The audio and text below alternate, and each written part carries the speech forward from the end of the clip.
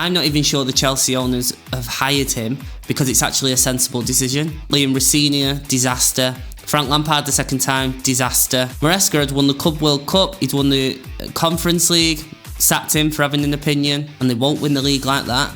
So I can't see how Xabi Alonso lasts a year. If you would have said at the start of the season, the back four of Núñez, Kusanov, Gay and O'Reilly would be challenging for the league, you would have been laughed at. Whether you like him or not, he is box office. Netflix keep putting on big names but poor product. Jake Paul and AJ, Jake Paul and Mike Tyson. I'm not a fan of it at all. I think it's a farce. Trying to protect himself when he plays. He only plays the safe passes. He's just looking for stats rather than trying to win the game. Welcome back to New Centre Sports. This week I'm going to be taking a couple of questions. I'm going to be giving my opinion. I'd love to hear your opinion in the comments about the topics that we're going to be covering. That'd be great. The first topic is football, and the question is Xabi Alonso a good appointment for Chelsea? I would say it's an unbelievable appointment for Chelsea. He has done such a good job in his managerial career. Started at Real Sociedad B team, learnt his trade there, went to Bayer Leverkusen, won the league, won the cup, was unbeaten the whole time, only got beaten in the Europa League final by Atalanta. He's gone to Real Madrid, his dream job. It actually started really well. He winning games, he was playing nice football, you could see what he was trying to do. In the end, the wheels come off, couldn't handle the big personalities, Mbappe, Vinicius, Bellingham, lots of clashes. Luckily in this Chelsea team, there doesn't seem to be any big personalities, so he should be able to do quite well there.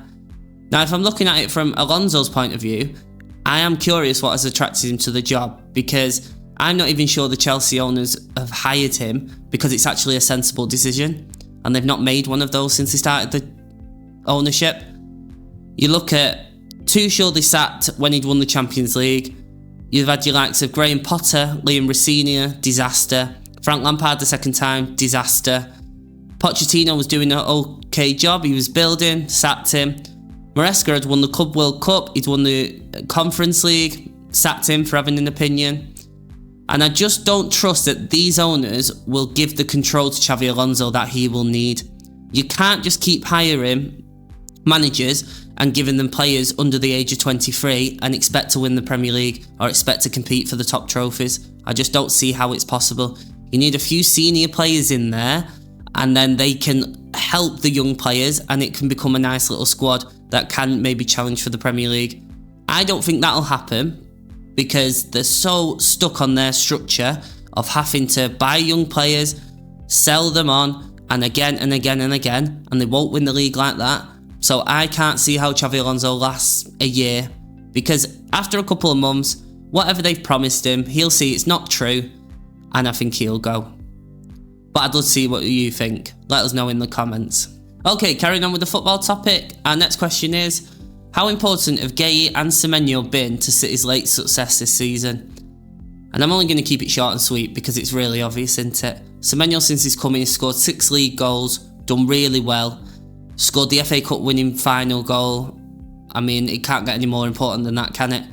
And then in terms of Gay, him and Kusanov have been a revelation at the back, haven't they?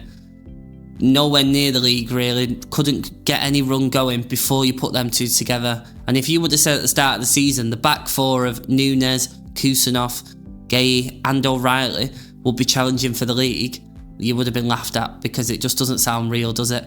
Now, they might end up missing out. They had a poor game at Everton and that might cost them in the end. But there's no doubt that them two signings have propelled City to really get close to the league and to win 2 trophies. Right, we're going to switch gears now and talk about Conor McGregor and the UFC. And the question is, can McGregor beat Max Holloway in his return fight in Las Vegas? He's scheduled to fight on the 11th of July this year. My question would be, is the fight going to happen? He's not fought for 5 years. He's been teasing a comeback for many years and it still hasn't happened. I know it's been announced, but there's always a bit of controversy, a bit of drama with McGregor, and you never know what's around the corner. There's no doubt that Dana White and the UFC will be desperate for him to return.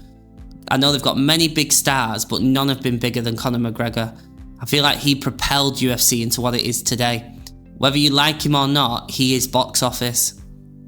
What do you think is going to happen in the fight? I'd love to know in the comments.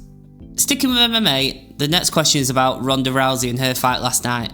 It was a comeback fight, her last fight, and it was over in 17 seconds, and I think that summed it up. It was a bit of a money-grabbing fight for her. Don't blame her. She's retired. She's done. Gone into the sunset. Netflix keep putting on big names, but poor product. You've seen it in the boxing. Jake Paul and AJ. Jake Paul and Mike Tyson. They're trying to get into the boxing, but they're not putting on real fights or not real main events. If you look last week, Dubois, Wardley, that's a real boxing fight. That's a real product that sports fans can really get into. Netflix, they're just treating it like it's another series, like it's another show, and I'm not a fan of it at all. I think it's a farce. Okay, we're going to dip into the NFL to finish off, and we're going to talk about Aaron Rodgers today. Now, even if you've not really watched the NFL or you don't watch it much, you would have heard of Aaron Rodgers. He's mainly known for being former MVP, multiple-time MVP actually, with the Green Bay Packers, and he's currently playing for Pittsburgh Steelers. Now, he has signed a one-year renewal of his contract. Now, he is in his 40s, and it is a $22 million contract with incentives up to $25 million. When this news was announced, the betting market for the Steelers to win the Super Bowl didn't change at all. And that's with him there or not there, because he's gone over the hill. He's trying to protect himself when he plays. He only plays the safe passes. He's just looking for stats rather than trying to win the game. So I don't think it's a good move for the Steelers. Even though it is reuniting him and Mike McCarthy, who won a Super Bowl with him with Green Bay, I don't think it's a good move. But I'd love to hear what you think. Can he do it one more time? Can he produce the magic one more time? Can he get the Steelers over the line? Or is it one and done again for the Steelers? Let us know in the comments. Okay, so that wraps it up for us this week. I hope you've enjoyed. Let us know if there's any topics, any sport you'd like us to talk about in the next video. Like and subscribe for more.